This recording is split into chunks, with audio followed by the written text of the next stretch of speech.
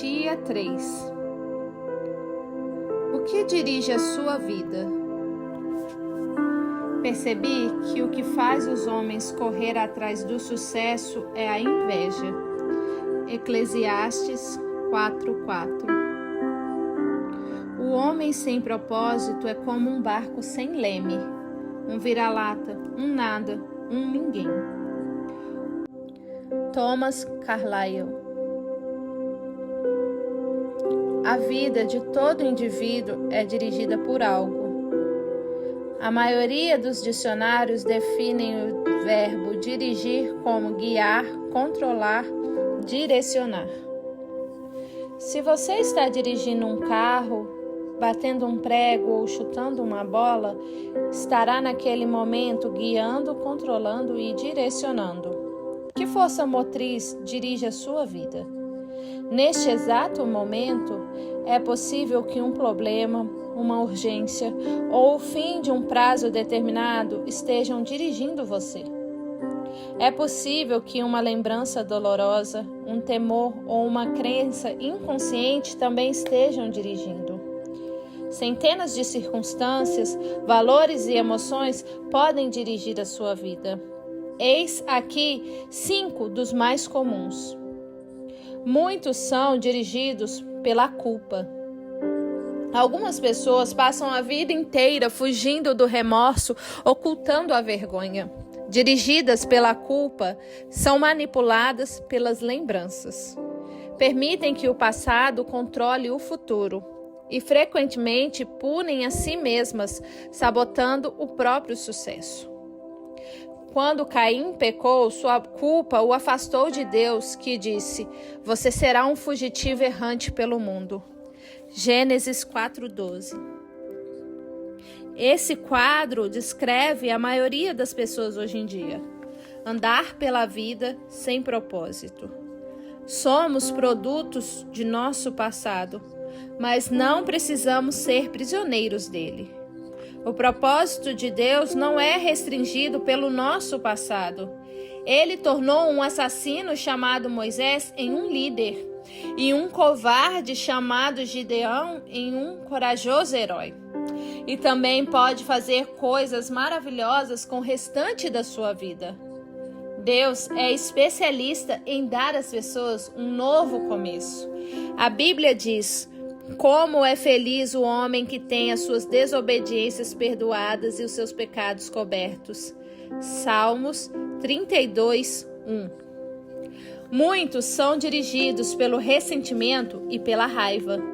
Algumas pessoas apegam-se a mágoas sem jamais superá-las.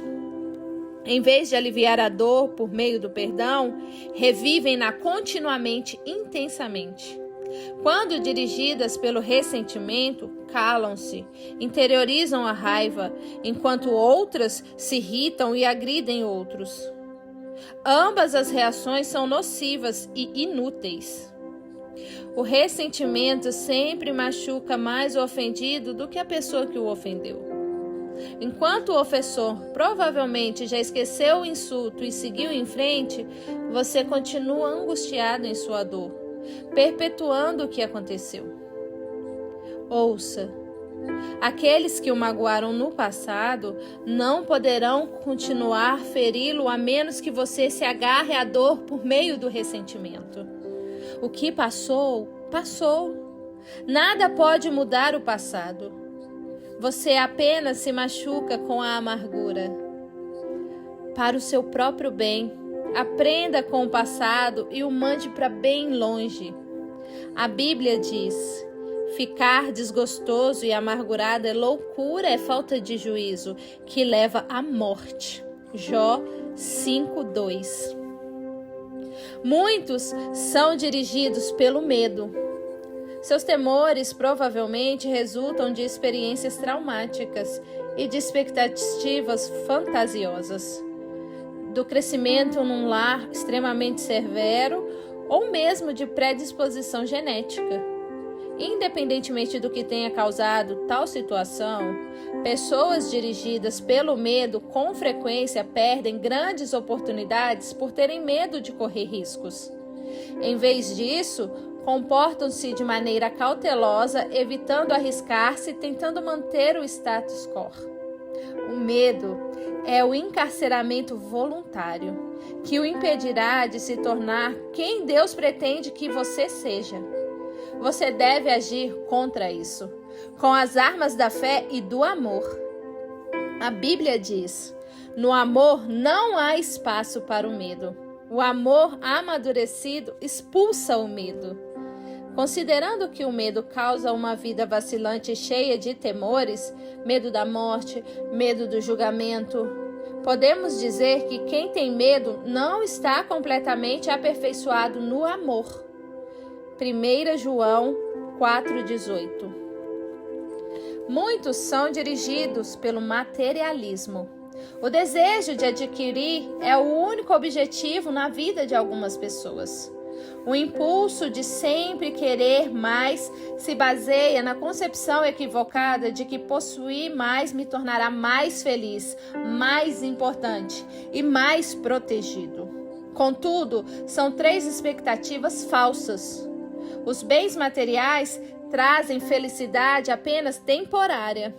A situação de constante tranquilidade acaba gerando tédio. E então passamos a desejar novidades, coisas maiores e melhores. Também é um mito a concepção de que quanto mais bem adquirir, mais importante serei. Autoestima e riquezas materiais não são sinônimos.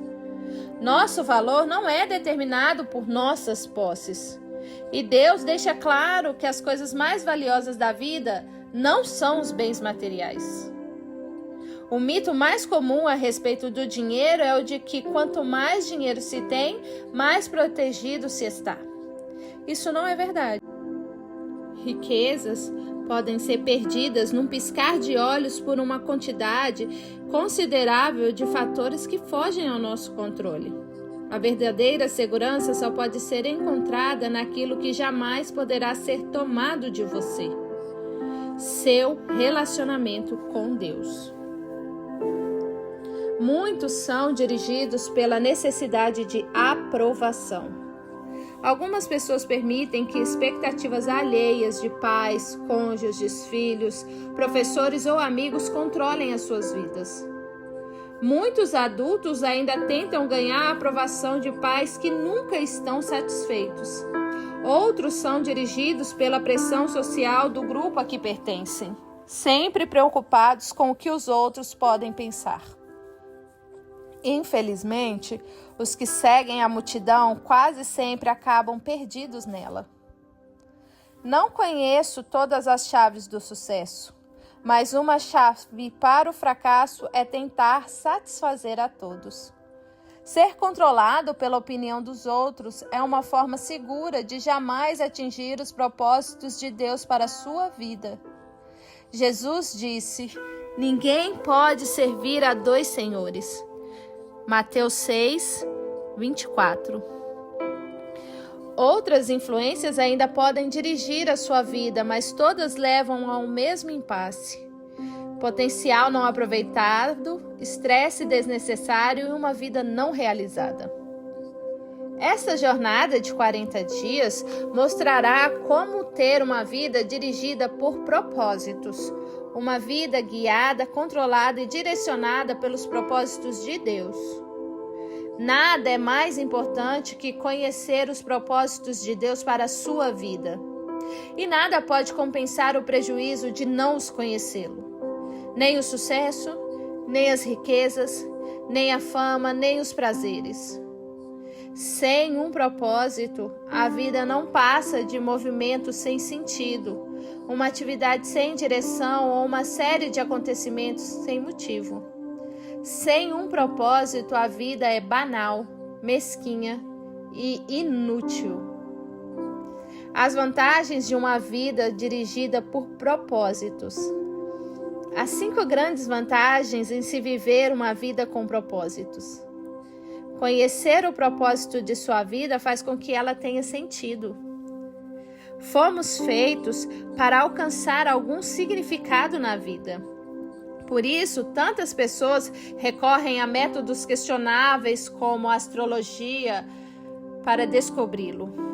Quando a vida faz sentido, você pode suportar quase tudo. Do contrário, ela se tornará insuportável. Um jovem na casa dos 20 anos escreveu: "Sinto-me um fracassado, pois luto para me tornar algo que nem ao menos sei o que. Tudo o que sei fazer é sobreviver. Se um dia eu descobrir o meu propósito, aí sim começarei a viver." Sem Deus, a vida não tem propósito.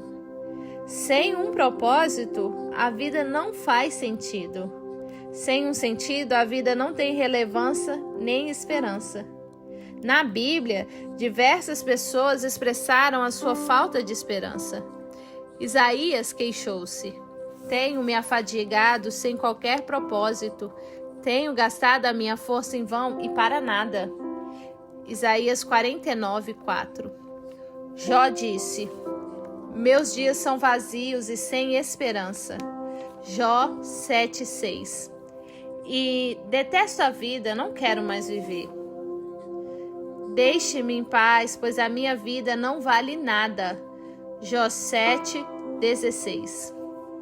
A maior de todas as tragédias não é a morte, mas a falta de propósito na vida.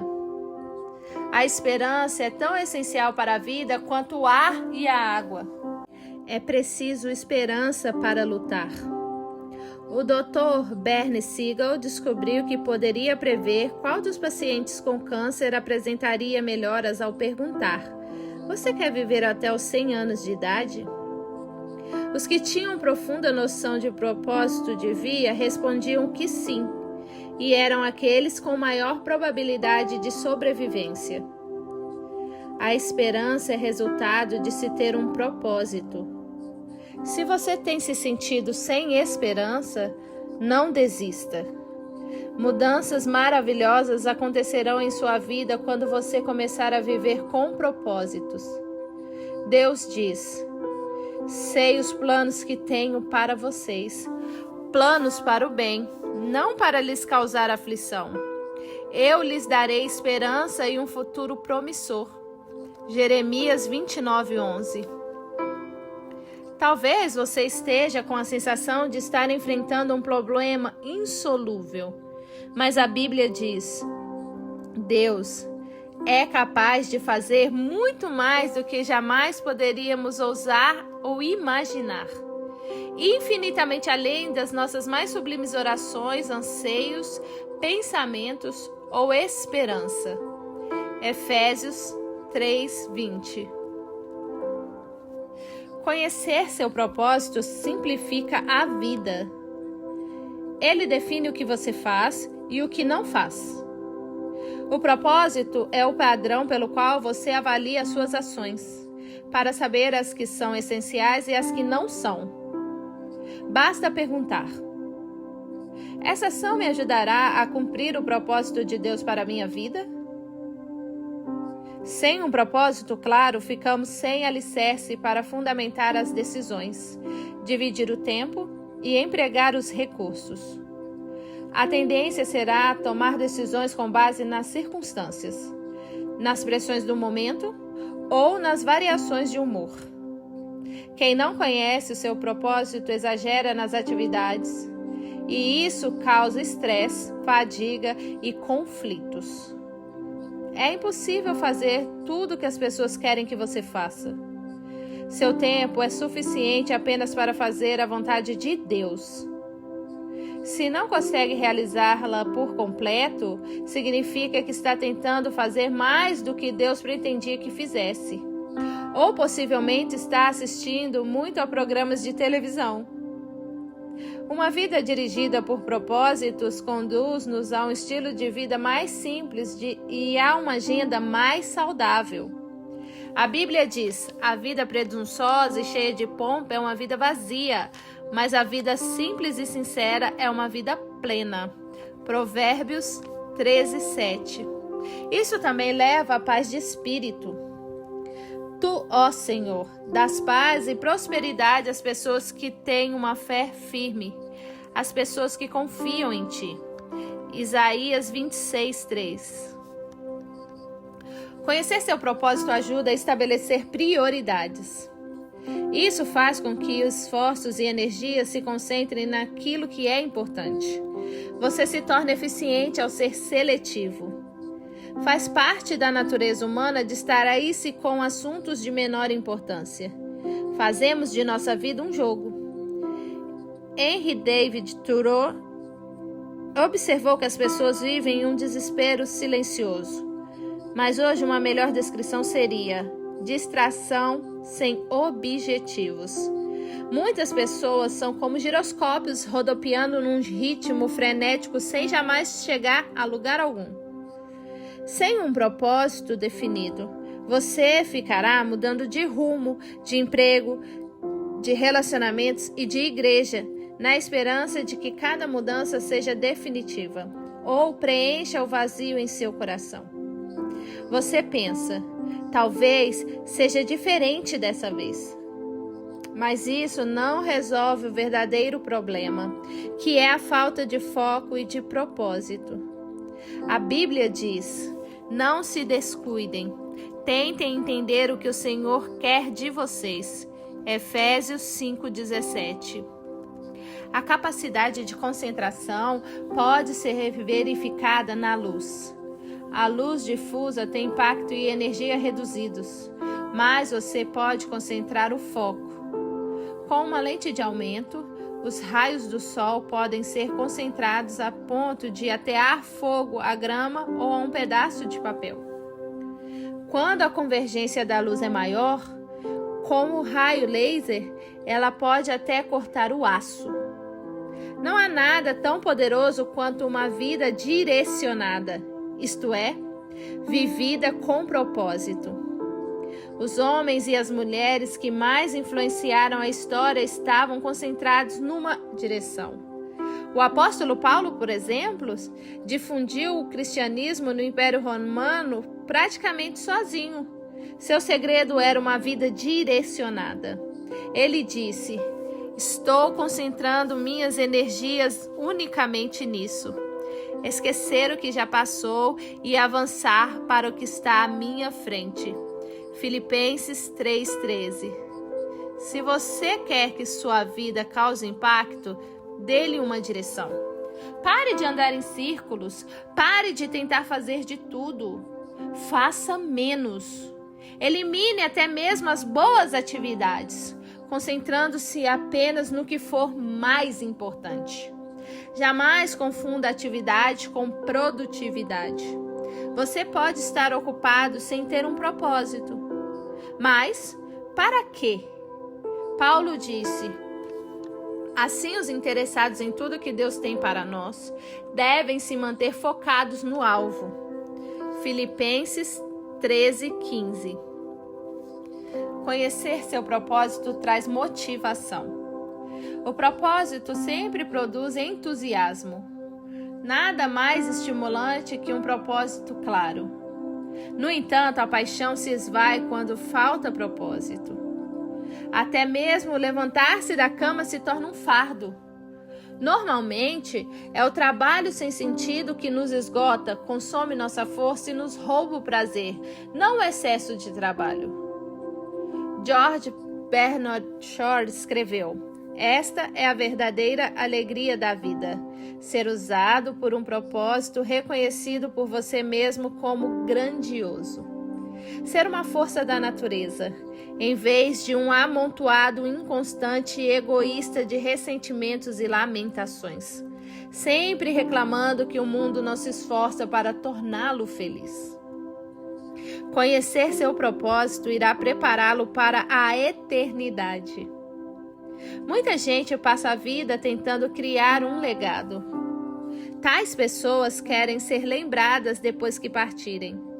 Entretanto, o que em última análise mais importa não é o que os outros dizem sobre sua vida, mas o que Deus diz. O que as pessoas não percebem é que todas as realizações acabam sendo superadas. Recordes são quebrados, reputações não subsistem e homenagens são esquecidas. Na faculdade, A meta de James Dobson era ser campeão de tênis da instituição. Ele se sentiu orgulhoso quando viu sua taça exposta num local de destaque na sala de troféus da faculdade. Anos mais tarde, alguém lhe enviou o troféu pelo correio. Eles o haviam achado numa lata de lixo durante uma reforma na escola. James disse: "Um dia, todos os seus troféus serão jogados no lixo por alguém." Viver para criar um legado é um objetivo sem perspectiva. Uma utilização mais sábia do tempo é construir um legado eterno. Você não foi posto neste mundo para ser lembrado. Você foi colocado aqui a fim de se preparar para a eternidade. Chegará o dia em que você estará diante de Deus e Ele fará uma auditoria em sua vida, um exame final, antes que você ingresse na eternidade. A Bíblia diz: lembrem-se, cada um de nós comparecerá diante do tribunal de Deus. Sim, cada um de nós terá de prestar contas de si mesmo a Deus. Romanos 14, 10 e 12.